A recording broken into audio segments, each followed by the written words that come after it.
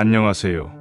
오늘도 찾아주신 시청자분들 감사합니다. 하임 공포라디오는 최대한 매일 저녁 시간에 업로드될 예정이며 구독은 요구하지 않지만 구걸합니다. 1980년 8월부터 1981년 1월까지 대한민국 제4공화국 말기에는 전두환 장군이 국가보위비상대책위원회 국보위위원장으로 있었습니다. 이 기간 동안 3,000개의 구호를 통해 설립된 삼청대는 초법적 징벌기구로 법적 근거가 없이 설립된 것으로 평가받았습니다. 이곳은 치안보호 명분하에 불법적으로 운영되었으며 수감자들에게 가혹행위를 가하는 등 인권을 유린하는 사실이 드러났습니다. 삼청대는 주로 대한민국 육군 부대에서 운영되었으며 수용자들은 진압봉으로 폭행당하거나 군용차에 묶여 이송되는 등 반인륜적인 대우를 받았습니다. 해군, 해병대, 공군 등 다른 군에서는 이러한 기구를 운영하지 않았습니다.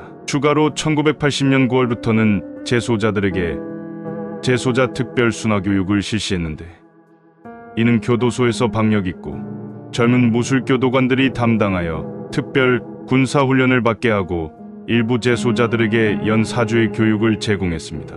종합적으로 삼청대는 법적으로 무효화된 위헌적 기구로서 헌법과 법치주의를 침해한 사례로 평가받고 있습니다. 1980년 12월 12일에 군사반란과 민주화운동의 유혈 진압으로 피가 얼룩져간 상황에서 신군부 세력은 집권 정당성이 없어서 저항을 억제하기 위해 초법적 징벌기구를 만들었습니다. 이 기구는 사회에 존재하는 범죄자 및 인간 말종들을 수용하고 그들에게 교화를 시키겠다는 명목으로 설립되었으나 실제로는 북한의 아오지 탄광, 강제노역소나 요덕 제15호 관리소와 같은 공산주의 국가의 정치범, 수용소와 크게 다르지 않았습니다. 이러한 실패적인 계획은 자신들이 비난했던 구역들과 유사성을 보였습니다. 이 기구에는 아동 성폭행을 저지른 범죄자인 조두순도 포함되어 있었으며 그가 교화되는 대신 1995년에는 살인을 저지르고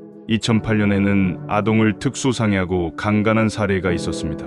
다른 범죄자들도 대부분 조두순과 같이 교화되지 않았습니다. 심지어 전두환 반대파 및 김영삼, 김대중을 지지하는 제야 지지자들도 이 기구에 끌려갔습니다. 예를 들어 국군보안사령관을 역임하던 강창성도 2년 동안 4번 이 기구에 수감되었습니다. 엄밀히 말하면 이러한 사건들은 제5공화국이 출범하기 전 최규하가 대통령이었던 제4공화국 시기에 발생한 것입니다.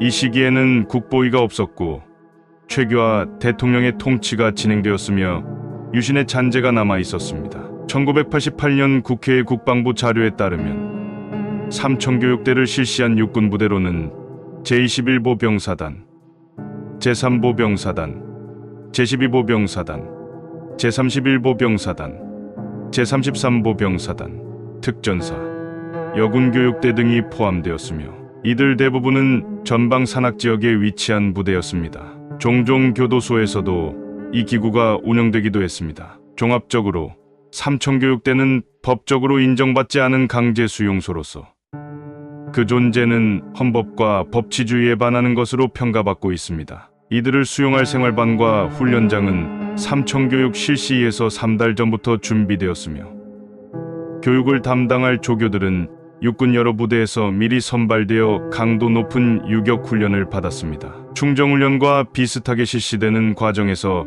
피교육생에 대한 적대감과 폭력성이 높아졌습니다. 병과 하사중사로 구성된 조교들과 상사 이상 부사관이나 소위대위, 이관장교로 구성된 교관들이 마구 때리고 저놈을 죽이지 못하면 내가 죽는다며 세뇌시키려 했습니다. 물론 교관들도 교관화 교육 과정에서 동일하게 폭력을 경험하고 세뇌당했습니다. 이들은 거의 두뇌를 마비시킬 정도로 세뇌를 시도했으며 이는 5.18 항쟁 진압 당시 공수부대에게도 동일하게 적용된 방법입니다. 광주에서 공수부대원들이 전군을 학살했던 사건과 유사합니다. 원래 박정희 정부 시기에 비슷한 목적과 방법으로 조직된 국토건설단과 비교하면 국토건설단은 단순 노동력을 활용하여 경제 성장에 기여한 반면 삼청교육대는 효과를 보기 어려웠던 결함투성이 조직이었습니다.